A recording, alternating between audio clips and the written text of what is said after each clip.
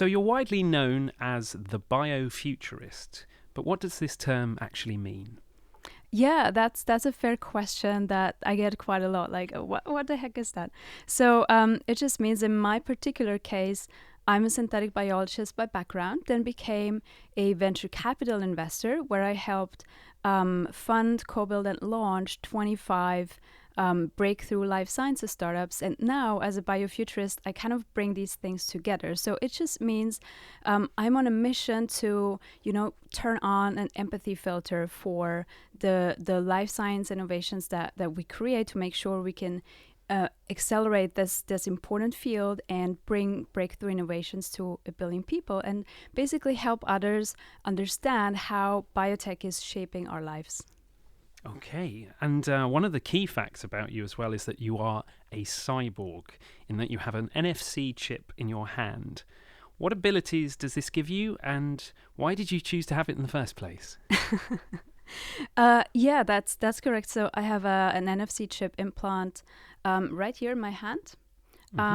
You can actually feel it, but I'm not gonna ask you because maybe you're gonna get grossed out. People are like, so if you're not familiar, NFC stands for near field communication, which is also kind of a hassle because actually, in order for the chip to do anything, it has to communicate with a smartphone or any smart device that is NFC enabled, and I have to put it super close and locate where the NFC chip is in the phone. And so I have a version that is compatible with most NFC devices out there, and NFC is exactly the same thing, for instance, that Apple Pay uses, right? You just tap and it pays. You can do the same on the Apple Watch. I think it's an interesting development to think that in the future, not too far away, we'll be able to replace credit cards or have additional means of payments just by hand swipe. And this NFC chip has so it lets you program anything of your wildest imaginations that fits into 886 bytes. So it's not a lot, right? No. And it has an antenna. It's powered externally by the device, so it doesn't need batteries. And I think the wavelength is 13.6 megahertz or something like that. So it's really low. You have to be really close for that. And the reason I got it is very simple. I just want to push breakthrough technologies into the hands of people, literally and metaphorically, because we are surrounded by everyday technologies that are accelerating exponentially fast. And we are at a time where we have a choice to make. So we can either take the future that is issued to us, that is sold to us, or we can become builders and creators and makers to co-create our own future. Right. And just focusing on it for a little bit longer, whose idea was it? Who put it in? Did it hurt? All of those questions. Yes, and yes to all. So the backstory is I worked at an amazing company based in Vienna during a Ph.D. sabbatical. So and just so you know, so I did it at Imperial College London, and the other half of the Ph.D. was actually at Hong Kong University in Hong Kong at the other end of the world. So I did a Ph.D. sabbatical, ended up in Vienna working in startups and breakthrough technologies, and I had so the company put together an amazing, huge event, very famous event called Pioneers Festival. They have it every year, and it's to support the startup ecosystem and help accelerate these, fostering these connections and so forth. And I got to do a keynote session, which was incredible for me because I just was this extremely awkward, geeky, shy PhD student who has been locked up in a lab, not talking to normal humans. And I was like, whoa, what is this? And I saw a couple of things that that I wanted to follow. So I had one guy, a friend who's a composer, I think based in Scotland or somewhere England, so definitely UK. Mm-hmm. And he does something fascinating.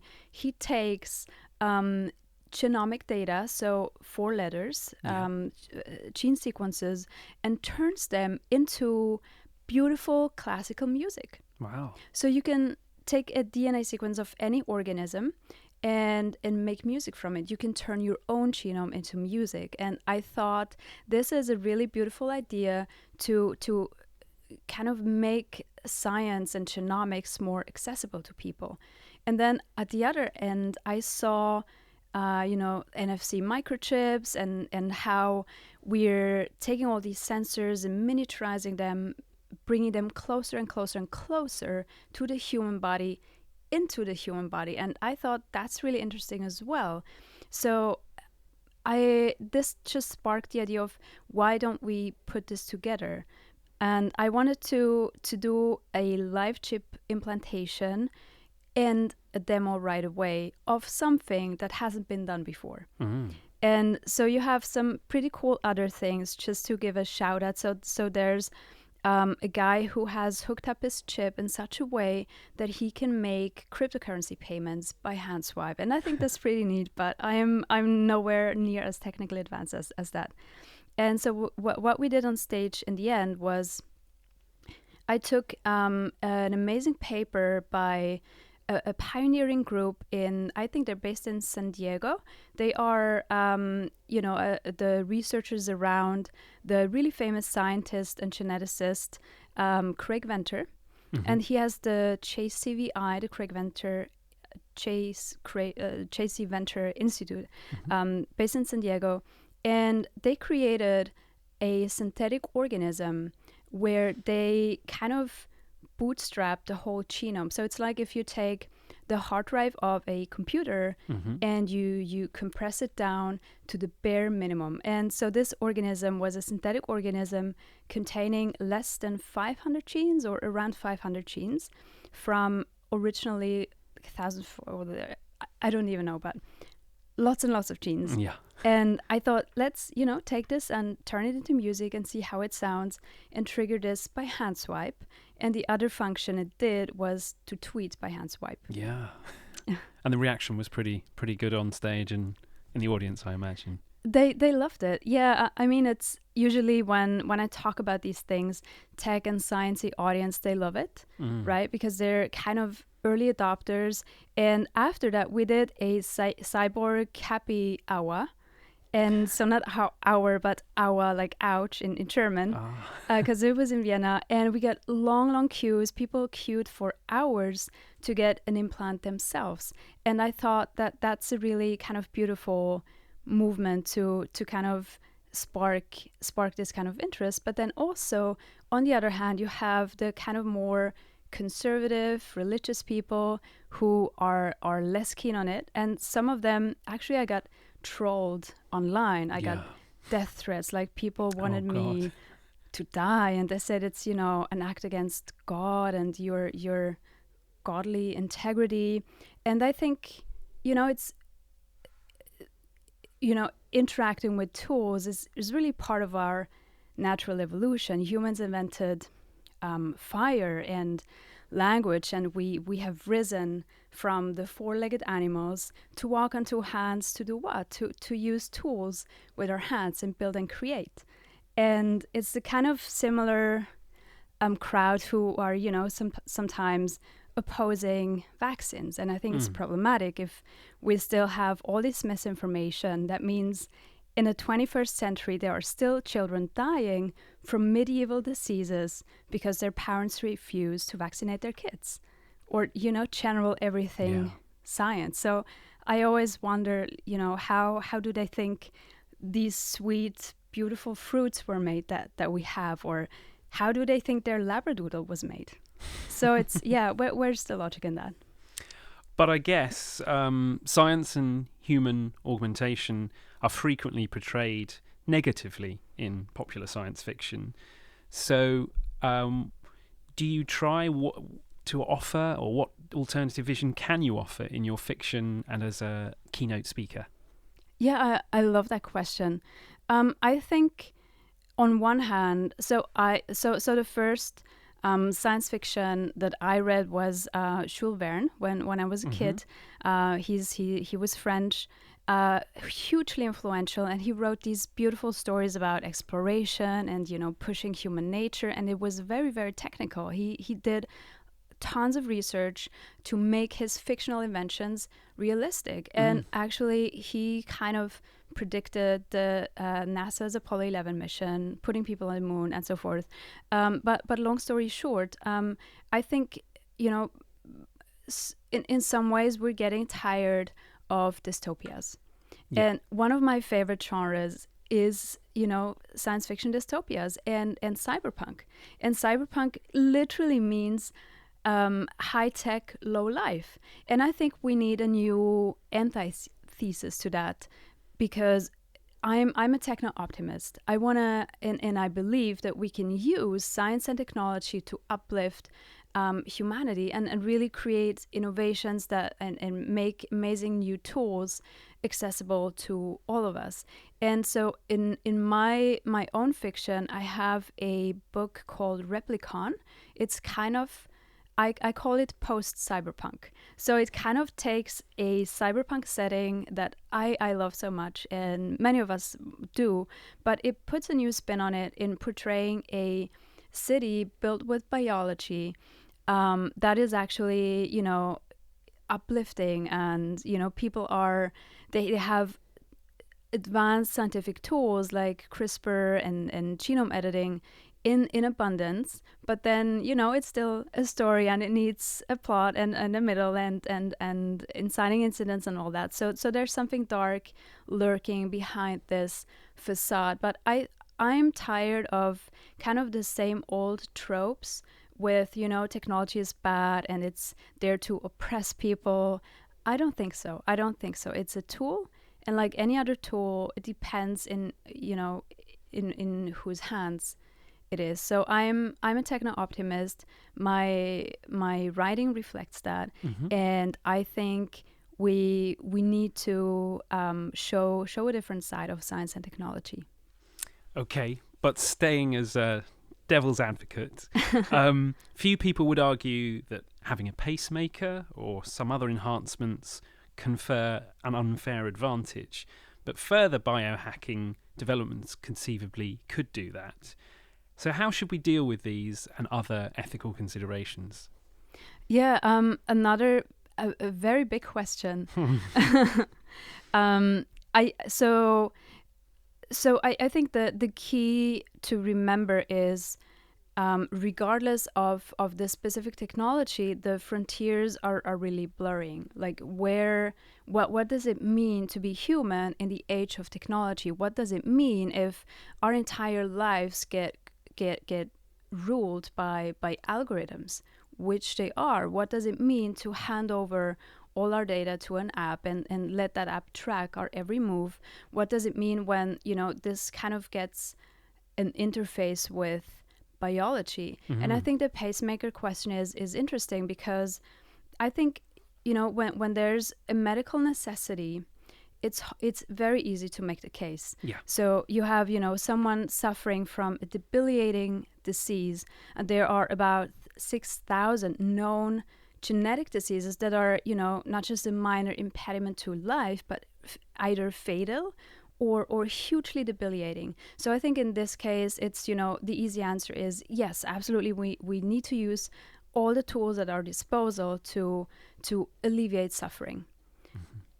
Then there's the other part, right? Like where does alleviation and stopping suffering end, and where does it become enhancement and superhuman, and when does it become about perfection? Yeah. So you can I think there are trials where they implanted electrodes in a monkey that couldn't walk, so part in the brain, part on the spine, to allow that monkey to walk again.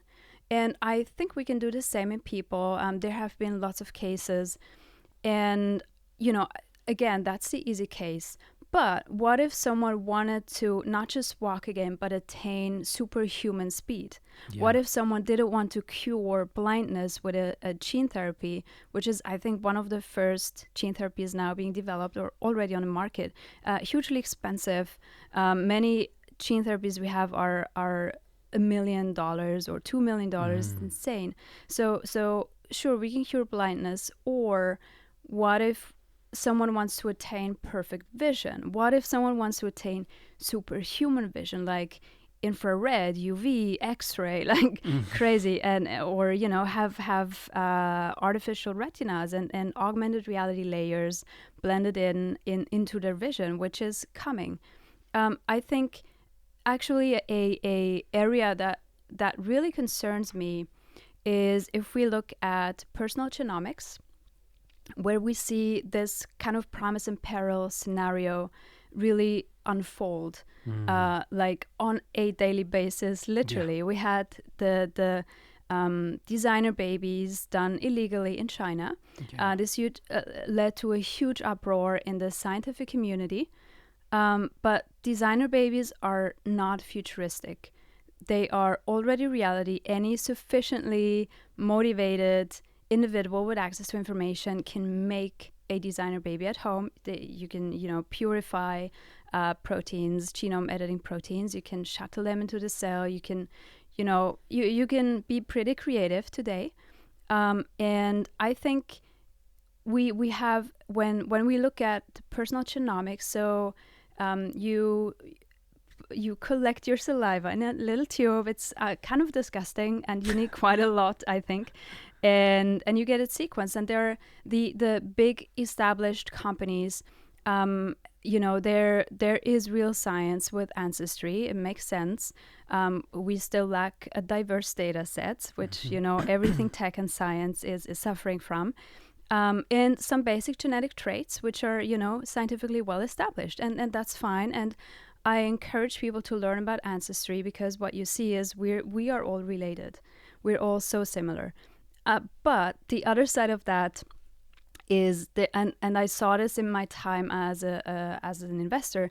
There are lots and lots of companies springing up in this space with really, in the best case, highly dubious scientific claims, and that's where I have a problem, because it's unethical, it's scientifically completely irresponsible, and it's very problematic, because what happens is you have a genetic testing kit, like there's one today, or two even, where you claim you can uncover the genetically encoded talents of your child.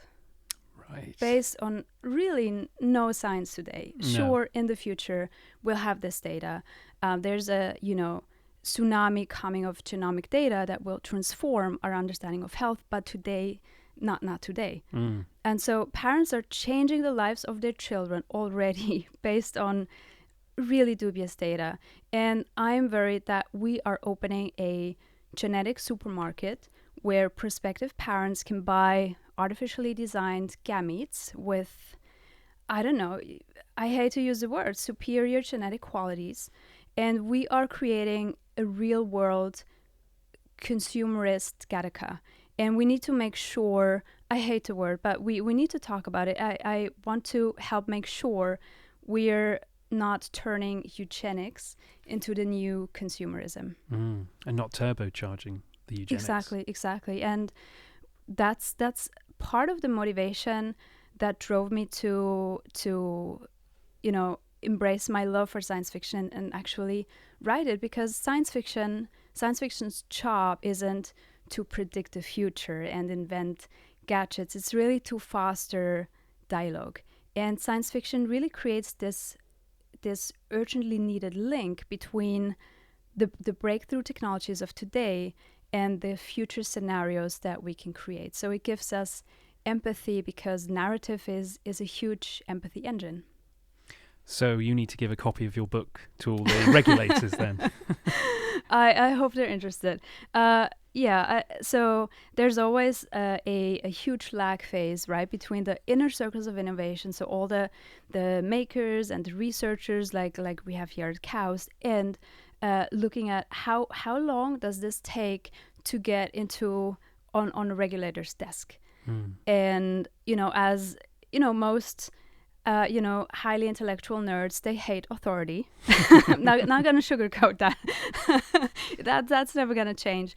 But we need to be prepared for these huge challenges. So I urge anyone involved in government leadership, policy making, lawmakers, in fact, CEOs of companies, and anyone interested in technology to read science fiction. Wow. Well, I would agree with that.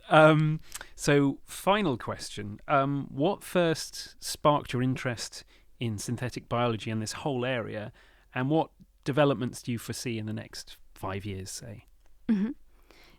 It started when I'm gonna spare you a super long. This is my life, and this is what happened when I was 5, and this is when I lost my first tooth.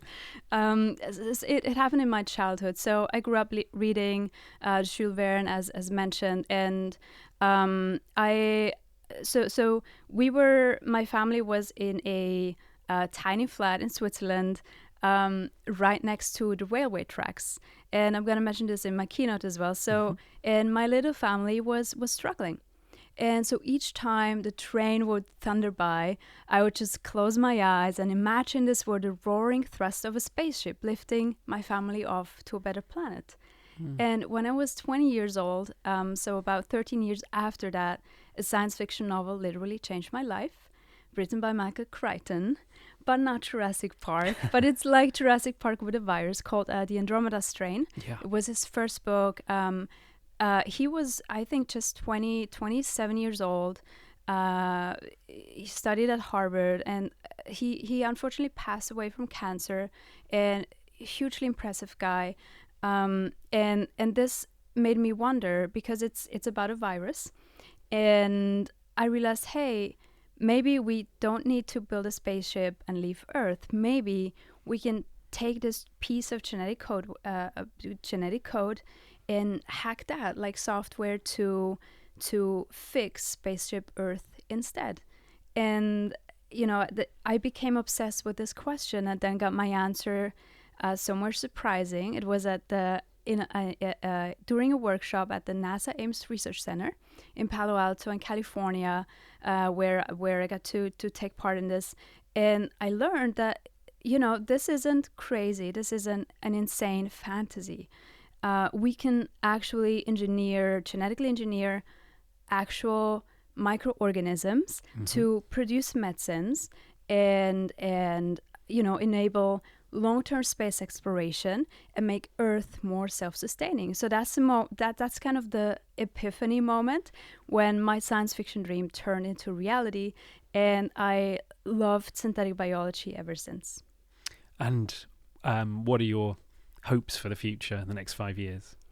I think we see tremendously exciting things happening in, for instance, I'm a huge animal lover and love dogs in particular, dog person. Cats are just mean. Cats are mean. I think we can agree on that. So and I'm excuse me, I'm hugely excited about the prospect of the idea that the next generation of products won't be manufactured but grown in a bioreactor. So we can engineer the animal out of the food supply chain. So it's, not just so much better for the environment and can actually, be a small improvement to help us fix the climate crisis, but also it's ethically it's the right thing to do. If we curb our meat consumption, especially beef, we have a shot at fixing the climate, and we can make all the stuff. If you're hungry and the first thing that pops up to mind, chicken, burger patties, vegan ice cream, all this stuff, sushi-free sushi, seafood, everything you can imagine, we can make it in a bioreactor, and the key is scale. And then my personal favorite thing, sounds like Jurassic Park this time. There's this hugely famous geneticist, another hugely famous geneticist, like the other one, George Church at Harvard. I met him finally for the first time at an event in Paris called Hello Tomorrow. If you're interested in science and tech, I recommend you to check it out. And I was so nervous, and he was preparing for his panel, and I was like, oh my gosh, he's like my idol, and what do I talk to him about? Like, what food do you like? What milk do you drink? Is it almond or oats? And I just gushed and said, hey, you're my inspiration for entering the field. And he smiled and he said, oh, okay. And that was it. That was my awkward interaction. And so an interesting thing he does is he is leading or spearheading this effort to bring back the woolly mammoth. Right. And wow. I think this actually has a real climate case that we don't often talk about. So the permafrost region is a region on a planet that covers, I think, 24% of the entire northern hemisphere. It's huge, massive. And now the problem is with climate change, they are about, don't quote me on the exact number, but I think 14.3 trillion tons of CO2 locked up in the permafrost region. Now, if this is thawing, this is literally a ticking carbon time bomb. And so the idea is that if we bring back ancient herbivores, they actually keep the permafrost region cool, and that's paradoxical. So it's covered in ice and snow, and that actually acts as a layer of insulation. Now, if you put ancient herbivores there that can survive and repopulate the area, they will feed on the grass underneath and push away the snow and the ice with their hooves, and thereby actually exposing the soil to the much colder air, and that keeps it cool. Right. So I think from a climate perspective, it's interesting. And the other problem with the permafrost region is, there are bacteria that scientists have brought back to life from the permafrost, pathogenic bacteria that are 100,000 years old. And I think another study found a bacteria, also pathogenic one, I think, that was 1 million years old. So the problem is, there are parasitic worms and pathogenic bacteria and, nasty viruses locked up in there as well. And the permafrost is thawing. So all this stuff is springing back to life, and our immune systems are not at all trained for this. So, on that slightly worrying note, thank you so much for your time. Thanks very much for having me, Ben.